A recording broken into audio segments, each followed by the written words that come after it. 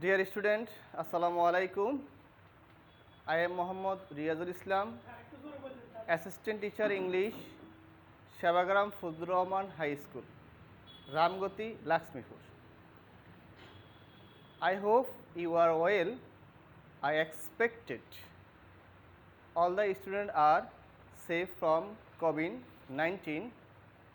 Now, I wanted to represent a English class, so I am going to teach you articles for class 8. Articles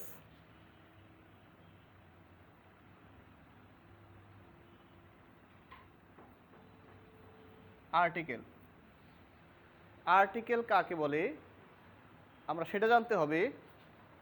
AND কে article বলে।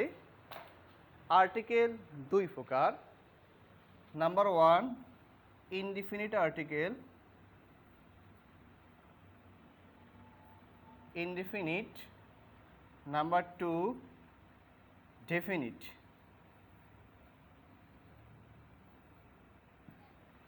Indefinite আর্টিকেলের symbol হচ্ছে a এবং an. Definite আর্টিকেলের symbol হচ্ছে the. Indefinite অর্থ অনির্দিষ্ট আর definite হচ্ছে নির্দিষ্ট। তাহলে আমরা আজকে শিখব আর্টিকেলের ব্যবহার। আর্টিকেলের ব্যবহারে প্রথম আমরা শিখব ইনডিফিনিট আর্টিকেলস অর্থাৎ এ এবং এন এর ব্যবহার। প্রথমে এ এবং এন এর ব্যবহার জানতে হলে আমাদেরকে জানতে হবে ইংরেজিতে 26টা লেটার আছে, যার মধ্যে কনসোনেন্ট এবং ভাওয়েল। আমাদেরকে জানতে হবে ভাওয়েল এবং কনসোনেন্ট সম্পর্কে। আমরা জানি ইংরেজিতে ভাওয়েল 5টি, সেগুলো হচ্ছে ভাওয়েল 5টি।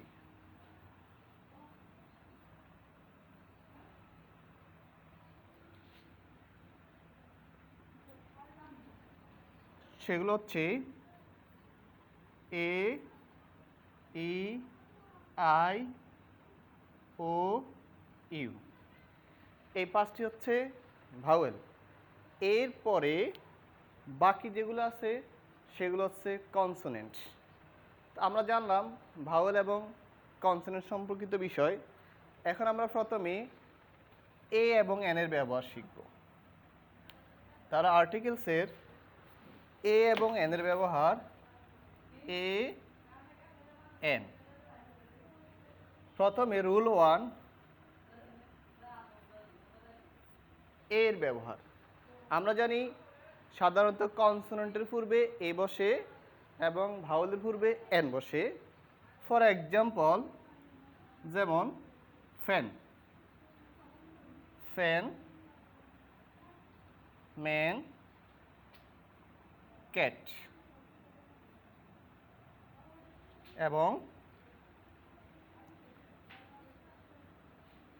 যেহেতু আমরা প্রথম জানছি যে একটি ওয়ার্ডের প্রথম লেটারটি যদি কনসোনেন্টের হয় তাহলে সেখানে বসবে এ। আমরা প্রথম দেখছি ফ্যান, ফ্যানটা হচ্ছে কনসোনেন্ট। যেহেতু কনসোনেন্ট সেহেতু আর্টিকেল এ বসবে। দ্বিতীয় যে ওয়ার্ডটি আছে ম্যান, ম্যানের প্রথমটি হচ্ছে এম, এমটা হচ্ছে কনসোনেন্ট। রুল অনুযায়ী ম্যানের পূর্বে এ বসবে। তৃতীয় যেটি আছে ক্যাট, ক্যাটের প্রথম লেটারটি হচ্ছে কনসোনেন্ট, এই জন্য সেখানে বসবে এ। তাহলে আমরা বুঝতে পারলাম সাধারণত ওয়ার্ডের শুরুতে যদি কনসোনেন্ট থাকে সেখানে আমরা এ বসাবো। তারপর ওয়ার্ডের শুরুতে যদি ভাওয়েল থাকে তাহলে বসাবো এন। যেমন এখানে লিখলাম এগ, লিখলাম আপেল, আন্ট। 3টা ওয়ার্ড লিখলাম। আমরা এটাও বলছি যদি ওয়ার্ডের শুরুতে ভাওয়েল থাকে তাহলে বসাবো এন। আমাদের এগের প্রথম যে লেটারটা আছে সেটা হচ্ছে ভাওয়েল, এই জন্য এখানে বসবে এন। দ্বিতীয় ওয়ার্ড যেটা আপেল, সেখানে প্রথমটা হচ্ছে এটা হচ্ছে ভাওয়েল, এর জন্য এখানে বসবে এন। তৃতীয় যে ওয়ার্ডটি আছে সেটা হচ্ছে এটা হচ্ছে ভাওয়েল, এই জন্য এখানে বসবে এন। তাহলে আমি এটাই বুঝতে পারছি যে যদি ওয়ার্ডের শুরুতে কনসোনেন্ট থাকে তাহলে বসবে এবং যদি ওয়ার্ডের শুরুতে ভাওয়েল থাকে তাহলে বসবে এন।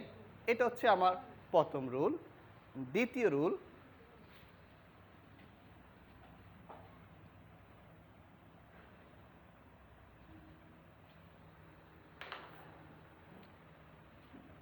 রুল 2।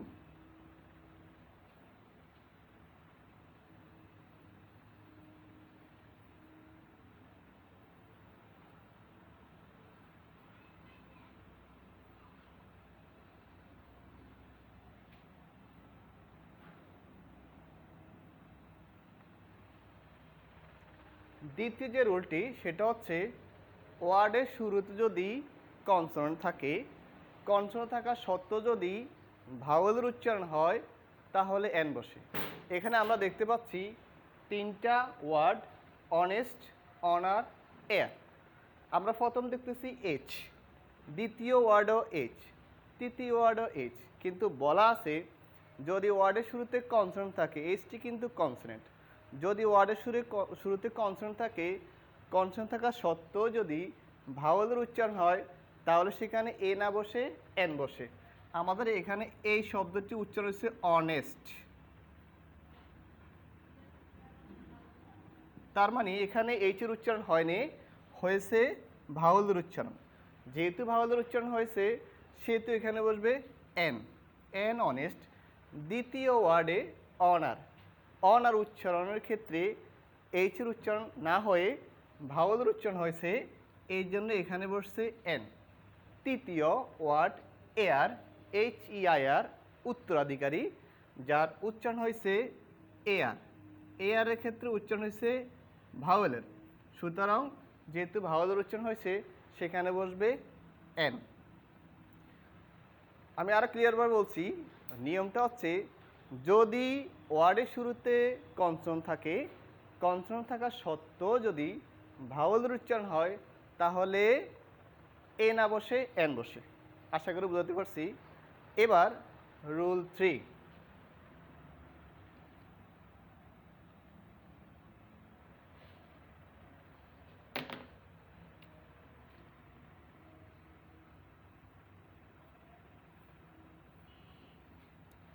রুল 3,